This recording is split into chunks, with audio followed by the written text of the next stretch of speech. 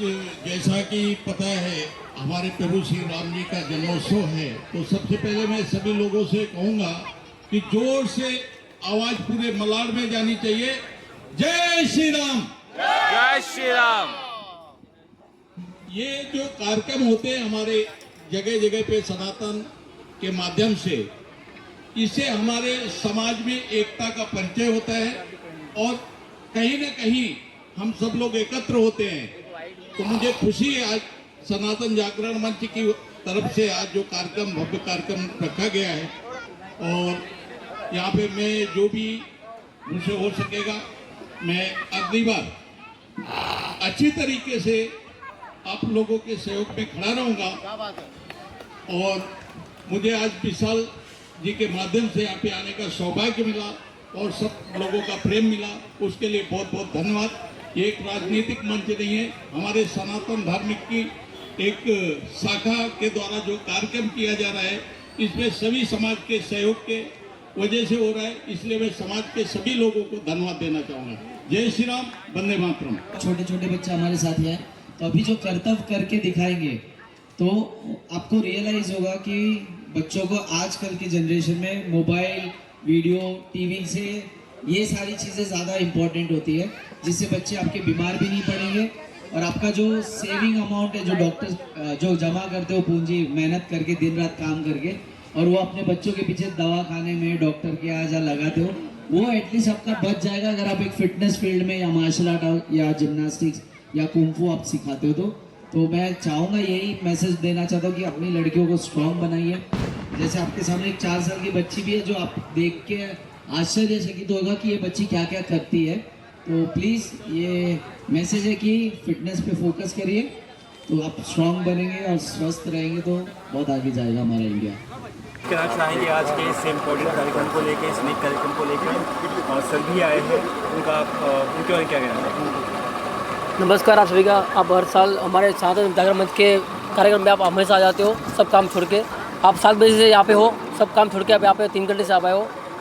मैं यही कहना चाहता हूँ, ये सनातन जागरण मंच जो मैंने स्थापना की थी, मैंने वर्मा जी के मार्गदर्शन के, उनका आशीर्वाद से मैंने की थी। उनके जो हमेशा हमारे प्रोग्राम आते हैं, उनका जो मैं स्पीच सुनता हूँ सनातन धर्म के बारे में, इससे मेरे को अंदर की आत्मा जागी और उनको बोला कि एक हिंदू युवाओं के बारे में कुछ करना चाहिए, इसलिए मैंने ये संस्था की स्थापना की थी। आप सभी का है उसका धन्यवाद। यहाँ के सभी रहस्य को रामनवमी की आखिरी शुभेच्छा। सर, किस तरह से आप जनता को शुभकामनाएं देना चाहेंगे रामनवमी की, और आपका जो संदेश आपने अभी जिसका हाथों से संक्षेप में अगर कहे तो? रामनवमी जो है वो महाराज का जन्मोत्सव तो है ही, लेकिन ये शौर्य का दिन है। महाराज ने इतना बड़ा शौर्य किया, यानी रावण जिसने शनि को अपने सिंहासन से बांध के रखा था, सारे 9 ग्रहों को कंट्रोल करके रखा था, अथाह शक्तिशाली, ऐसे रावण के साथ आज जो मैं बीच में कहना चाहूँगा, आज जो युद्ध चल रहा है वो तेल के लिए चल रहा है। आज जो युद्ध चल रहा है रेयर अर्थ के लिए चल रहा है, जिसमें मनुष्य की कोई गिनती नहीं है और मनुष्यों को मारे चले जा रहे हैं, लेकिन उसका कारण व्यापार है, उसका कारण है ब्लड मनी, उसका कारण है ड्रग्स, उसका कारण है दुनिया भर के अवैध बिजनेस जो समंदर से चलते हैं इन देशों के। लेकिन महाराज राम ने किसी रेयर अर्थ या पेट्रोल के लिए युद्ध नहीं किया श्रीलंका से।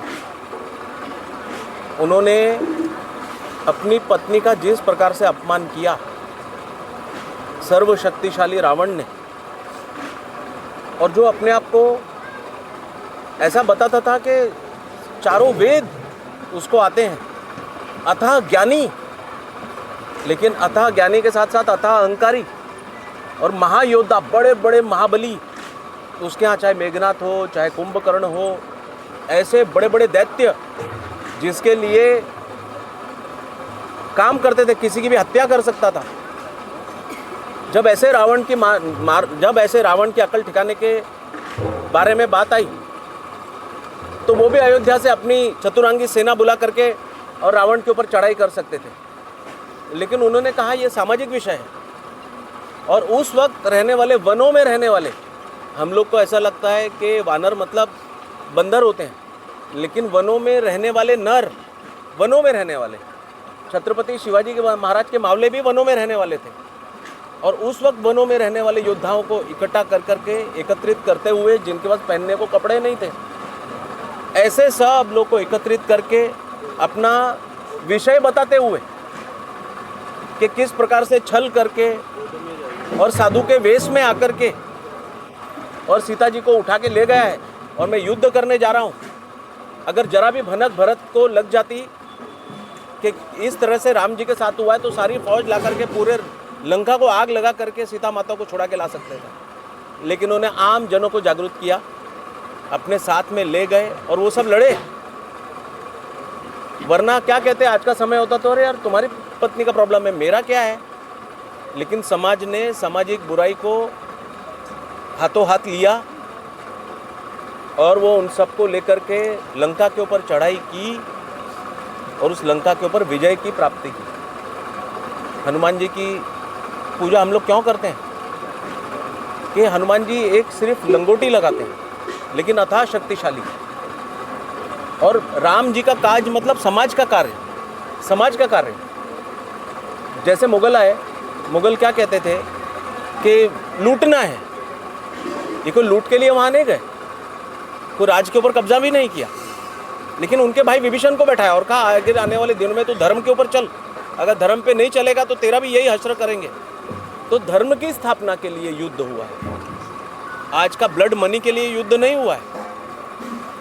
आज का जो युद्ध हो रहा है वो पैसों के लिए, अहंकार के लिए, जिसमें नारी के अपमान का कोई कारण नहीं है।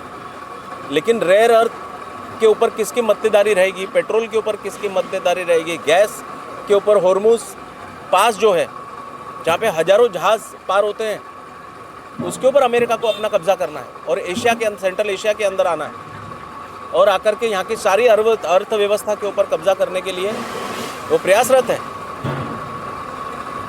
तो उस प्रयास के अंदर आने वाले दिनों में जो मोदी जी ने आह्वान किया 2 दिन पहले, हो सकता है कि उस युद्ध में हमको भी पार्टिसिपेट करना पड़ेगा, क्योंकि हमारा भी गला दब रहा है।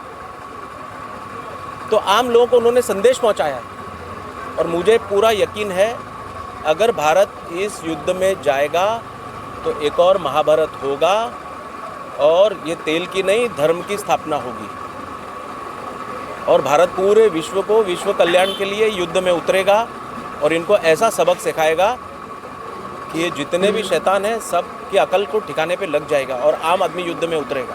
सर, ईरान जो वॉर कर रहा है वो सही कर रहा है? अमेरिका और इसराइल के ऊपर क्या गलत कर रहा है? देखो, ये बहुत बड़ा विषय है।